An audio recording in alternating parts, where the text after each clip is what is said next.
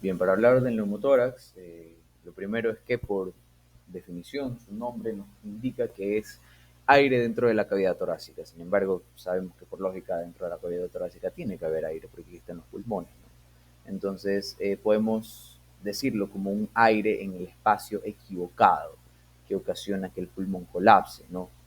Es lo que tenemos que tener en cuenta y lo podemos evidenciar en la radiografía que he puesto ahí, una radiografía típica. Bueno, aquí es un neumotórax bastante masivo, pero lo que quiero que nos fijemos es en la base izquierda, donde podemos ver una zona de radiolucidez un poco más oscura que el resto del pulmón, y es aquí donde está el aire contenido del neumotórax, y esta es básicamente una radiografía típica de un neumotórax, y vamos a ver más adelante más signos que nosotros podemos encontrar.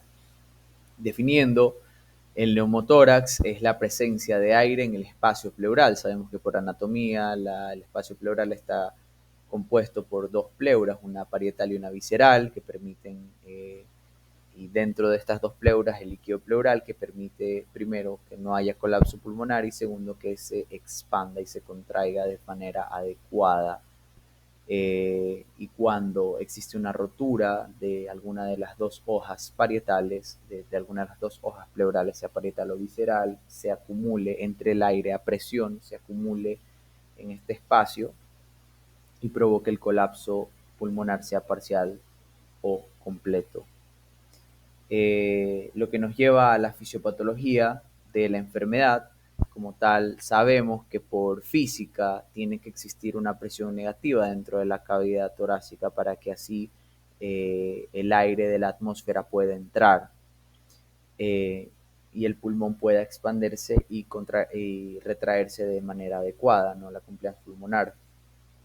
El espacio pleural y las pleuras funcionan a manera de un sello al vacío, lo que mantiene el aire que primero entre y salga de forma adecuada.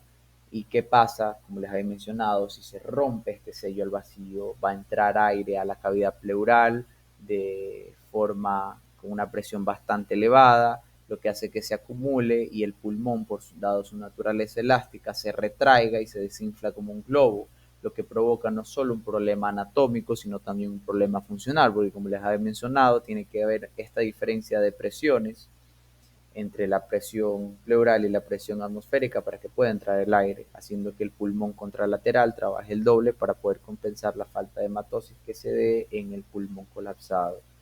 Un poquito de historia, nosotros sabemos que a principios del siglo XIX fue cuando por primera vez se acuñó el término de neumotórax y fue en sus años subsecuentes donde se consideraba este neumotórax como consecuencia exclusiva de la tuberculosis, que era la enfermedad pulmonar más prevalente en ese entonces, y no fue hasta 1932 que se observó que el neumotórax se lo podía evidenciar en pacientes sin una enfermedad pulmonar subyacente, aparentemente sanos, lo que nos lleva a hablar de la clasificación etiológica de esta enfermedad. Nosotros encontramos dos grandes vertientes: el neumotórax espontáneo, donde no podemos evidenciar a simple vista una causa o una lesión que esté dando el neumotórax, y el neumotórax adquirido, consecuencia directa de un traumatismo, por ejemplo, un accidente automovilístico, un impacto directo a la caja torácica, lo que provoca pues la ruptura de las pleuras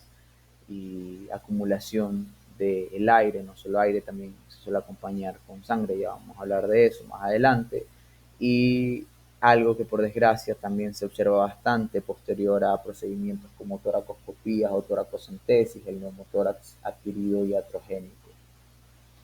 Hablando como tal de la subclasificación de neumotórax espontáneo, nosotros podemos verlo de dos subclasificaciones. Primario, donde aparentemente el individuo es sano y no tiene ninguna enfermedad. Lo encontramos por lo general en hombres jóvenes, altos y con una característica de fumadores, dado que el tabaquismo prolongado ocasiona estas bulas que se pueden ver, están señaladas en la radiografía puesta en la diapositiva. Las bulas no son nada más que bolsas de aire que se forman en el pulmón secundario, que en determinado momento pueden llegar a romperse y perforan la pleura acumulando el aire y ocasionando el neumotórax. Y en su etiología secundaria se precede a a una enfermedad pulmonar subyacente dentro del paciente. A la cabeza nosotros encontramos al EPOC y al enfisema más que todo. Por eso es que dentro de esta patología nosotros encontramos también a las bulas, también se conocen como bulas enfisematosas. Como había mencionado también la tuberculosis, el asma. En patologías genéticas como el síndrome de Marfan, alteraciones del tejido conectivo, y en otras patologías, también una bastante común, el neumotórax catamenial, observado dentro de las 48 horas al inicio de la menstruación, que nos indica que por lo general la mujer tiene endometriosis. Suele ser más frecuente del lado derecho. ¿Y cómo va a llegar el paciente con neumotórax a la emergencia? Primero, lo que presenta es este dolor clásico en punta de costado, en el lado afecto del pulmón, o también se conoce como dolor pleurítico. Por obvias razones también va a tener una disnea en reposo y una tos no productiva.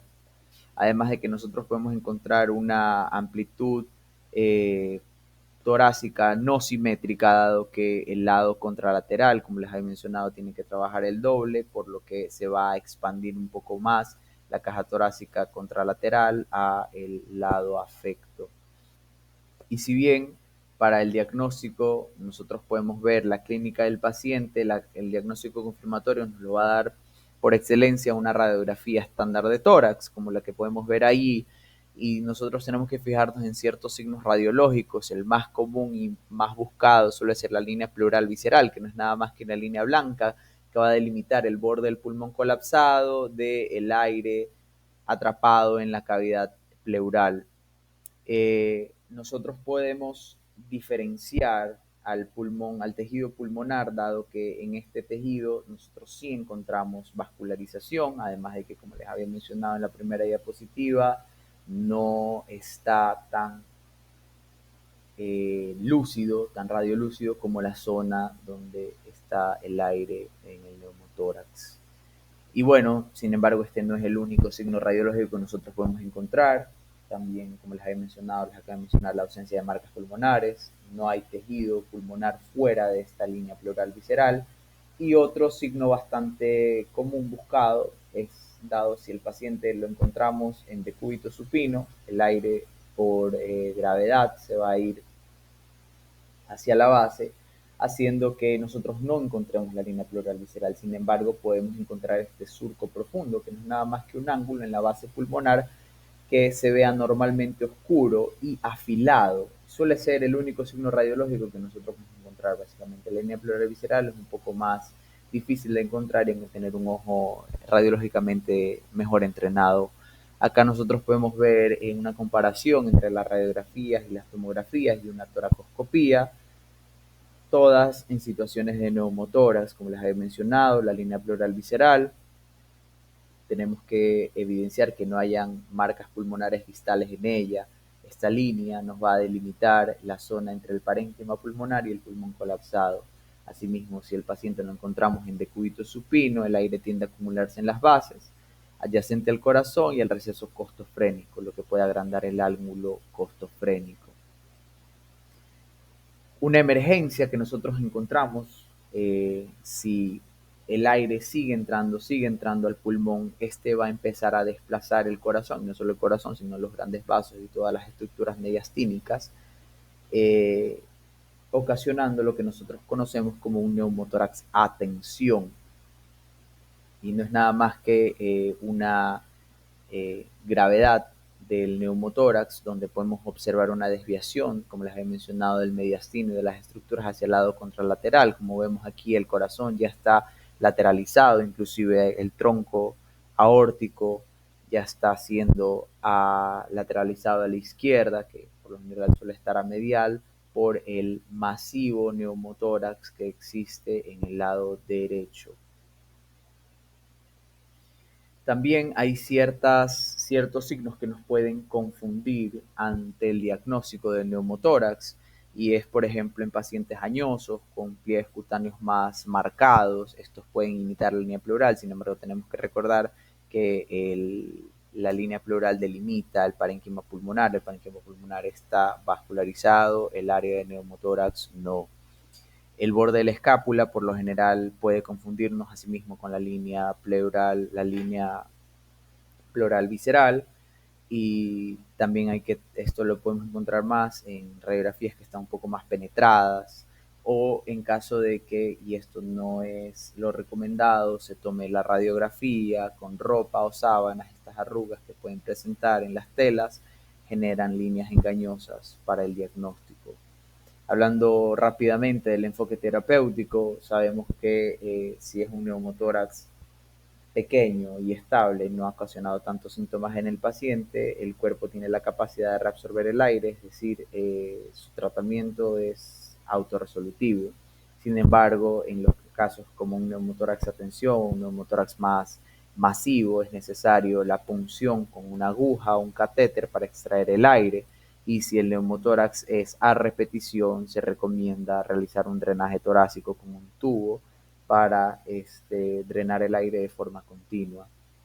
Hay ciertas complicaciones que nosotros podemos encontrar en esta enfermedad, como que existe una fuga de aire persistente, como les he mencionado, un neumotórax a repetición, que no se cierre la ruptura de las pleuras, o que durante la reexpansión pulmonar, es decir, como les había mencionado, que el pulmón puede tender a colapsar y retraerse cuando se reexpanda, no se reexpanda de forma adecuada, lo que predispone a que otra vez se acumule aire en la cavidad pleural, o que el aire dentro de la pleura no solo sea aire, sino que también se acumule de sangre. Esto conocemos como hemoneumotórax, que se acumule, que se acompañe de pus, por ejemplo, en unas neumonías bastante graves, pioneumotórax, o que se acumule de agua, y esto se conoce como hidroneumotórax, y no es nada más que la acumulación de aire y líquido en el espacio pleural. Radiológicamente hay un signo bastante importante, que son los niveles hidroaéreos, que separan el aire del líquido, y no es nada más que esto que tenemos que encontrar como complicación del neumotórax. Muchas gracias.